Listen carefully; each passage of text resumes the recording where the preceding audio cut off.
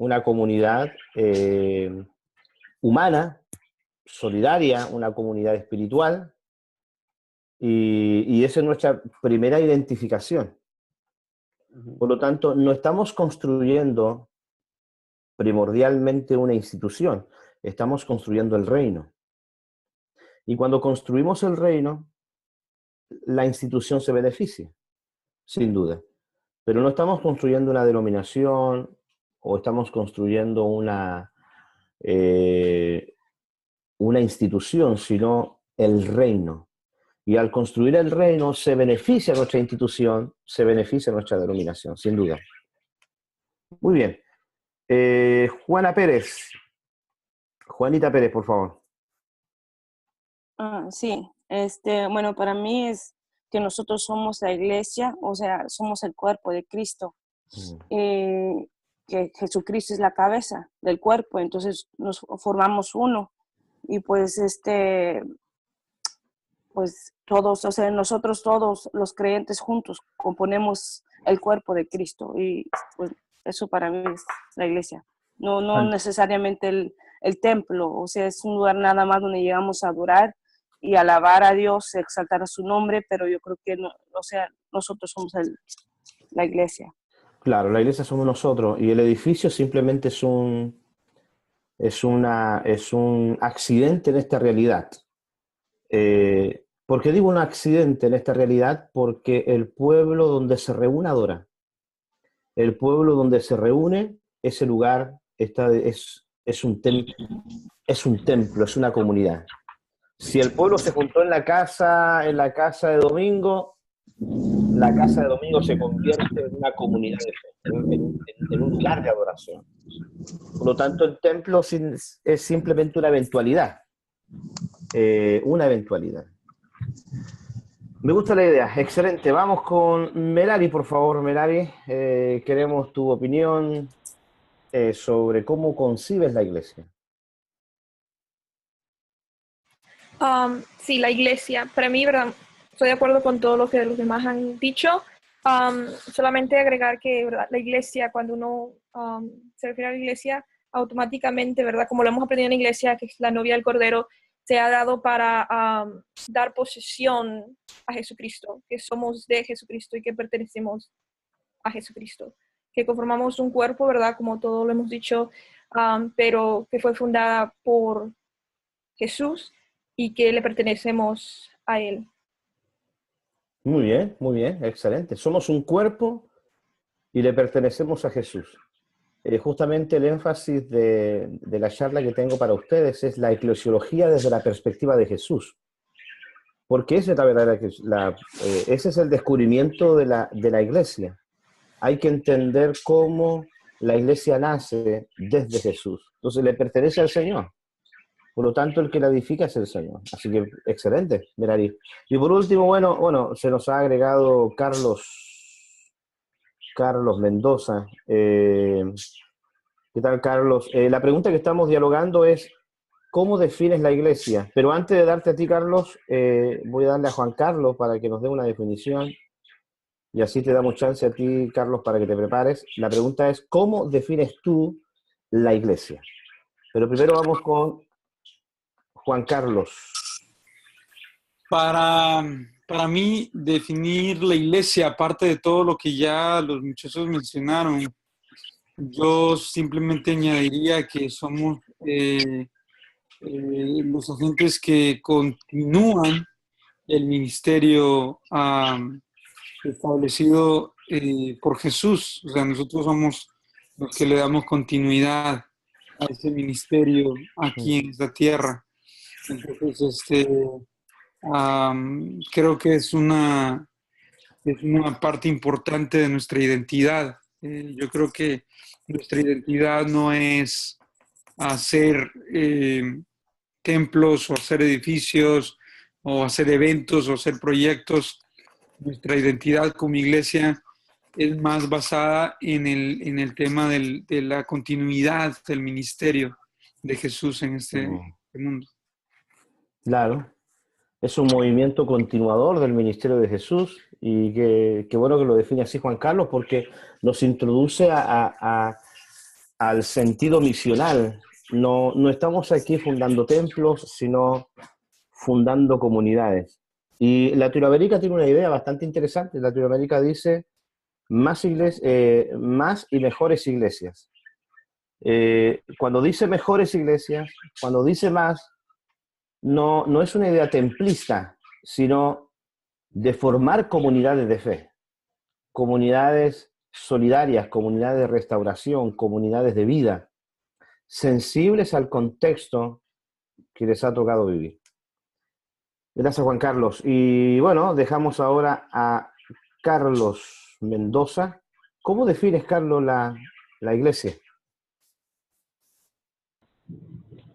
Bendiciones a todos. Bueno, yo defino la iglesia como un medio de restauración, primeramente espiritual y también personal, ¿verdad? Con eso, yo creo que por algo Dios estableció la iglesia para hacer algo importante de lo necesario de nuestra vida espiritual, ¿no? Porque las otras respuestas ya las dieron mis otros compañeros. Juan Carlos, tú trabajas, porque siempre creo, no, no sé si eres tú, ¿verdad? Siempre te veo manejando, siempre tienes un trabajo, vives lejos. Sí, la semana pasada la banda de los jóvenes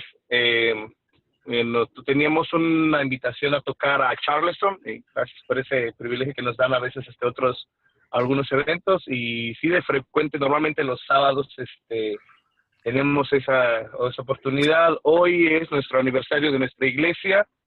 Estoy llegando al lugar donde vamos a lugar del evento y pues ya aprovechando, ¿no? Aquí, hoy ya recién llego al lugar, ¿no? Así que hoy nos estaré manejando las horas. La vez que yo estuve en la clase, yo estuve manejando de las 5 de la mañana de salida y llegué al otro día a las 5 de la mañana. Wow, Pero la verdad que de tremenda bendición porque eran diferentes lugares, pero yo creo que es maravilloso servir en diferentes medios, diferentes maneras a Dios. Es para mí un privilegio y un placer. Así es, Carlos. Y que es lindo lo que tú dices, o sea, es un privilegio servir al Señor de diferentes maneras. Es lo que decía una de las muchachas, creo que Daniela, de que el cuerpo tiene una diversidad de virtudes, una diversidad de formas, y celebramos esa diversidad. Hay ministerios más visibles, otros menos visibles, pero todos son vitales. La conjunción es vital. Bueno. Muy bien, muchachos. Me ha gustado las definiciones que hemos dado. Del tema de la iglesia hay mucha riqueza en todas las palabras que ustedes han dicho. Mucha riqueza en todo lo que han expresado. Y bueno, para poder quizás concretar algunas ideas interesantes en lo que hemos dado, la iglesia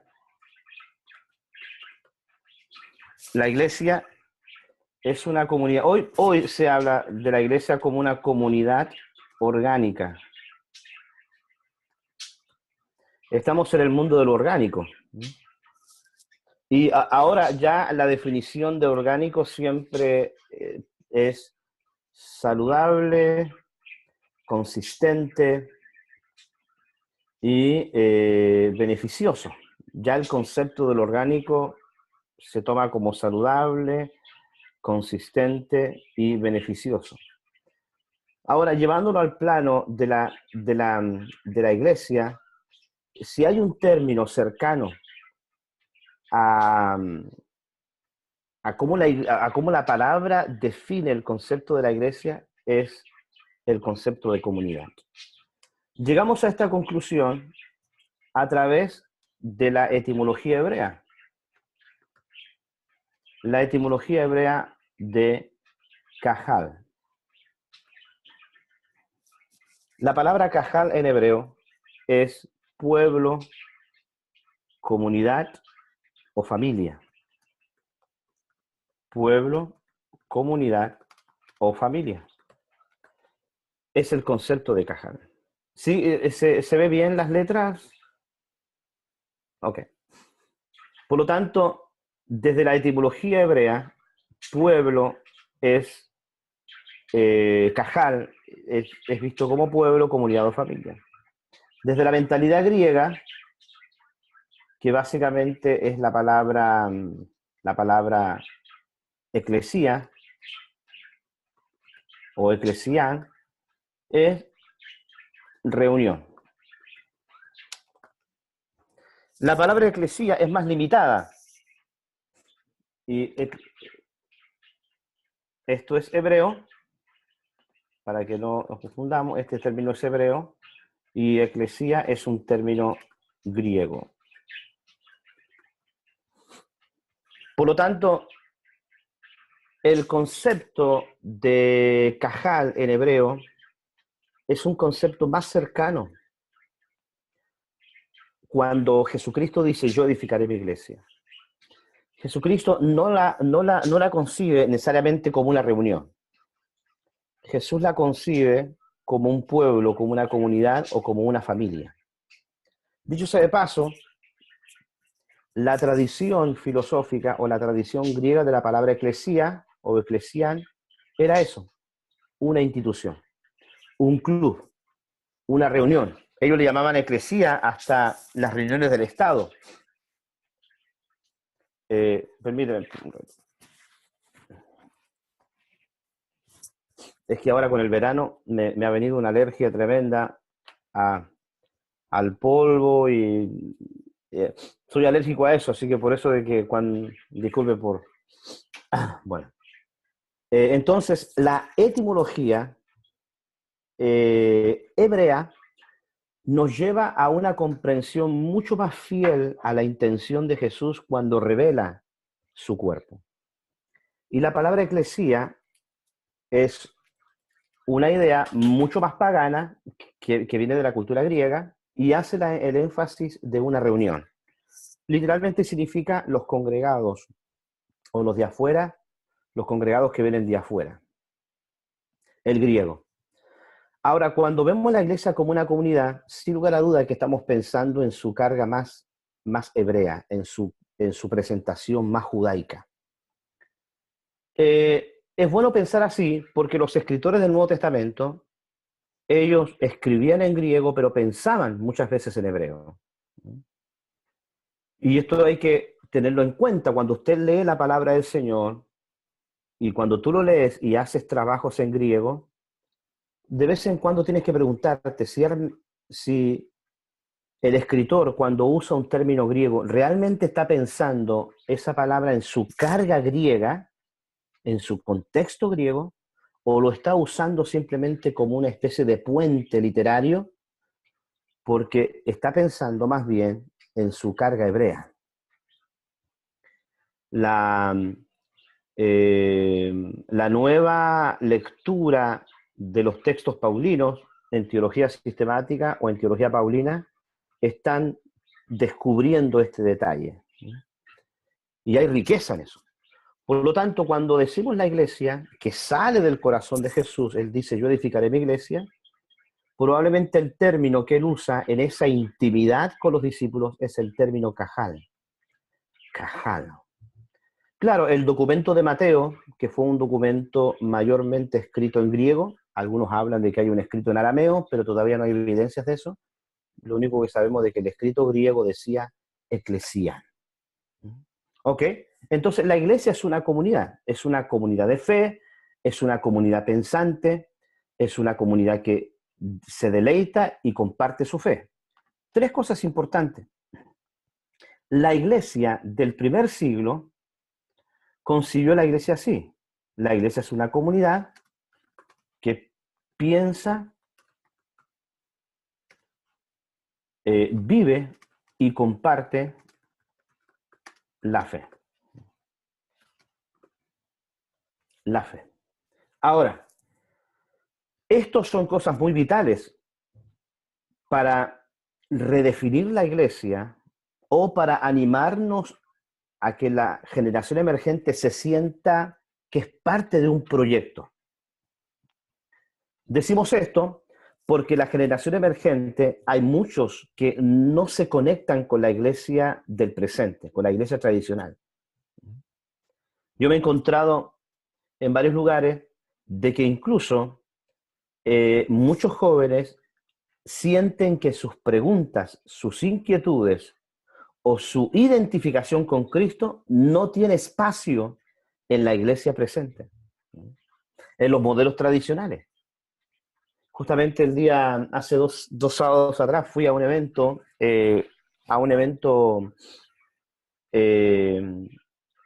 que le llamaron Dios desde la razón al misterio de la fe.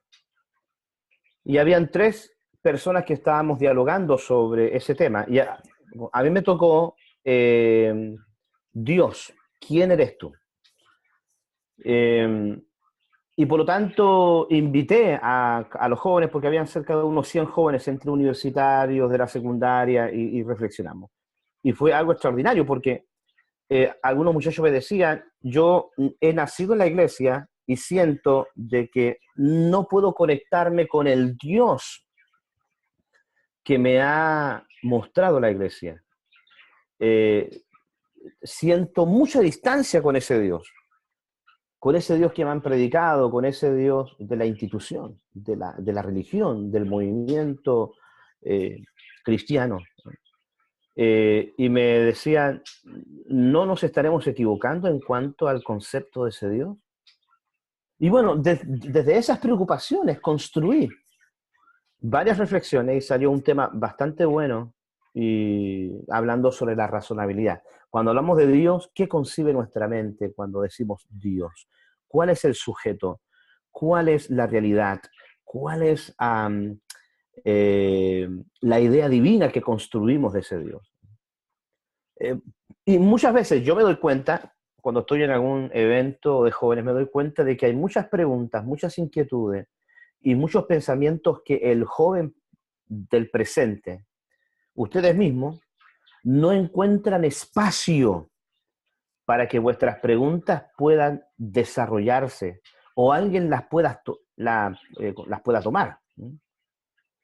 Yo les cuento a ustedes, creo que la semana pasada les conté, la vez pasada les conté de una experiencia que tuve en un contacto con Argentina, entre universitarios de iglesias ultrapentecostales. O sea, estábamos en un evento, y imagínate que eran tan estaban en un evento, inclusive era como una especie de campamento, y en la noche tenían que llegar con corbata los muchachos, en las noches, era un campamento, ultra pentecostal.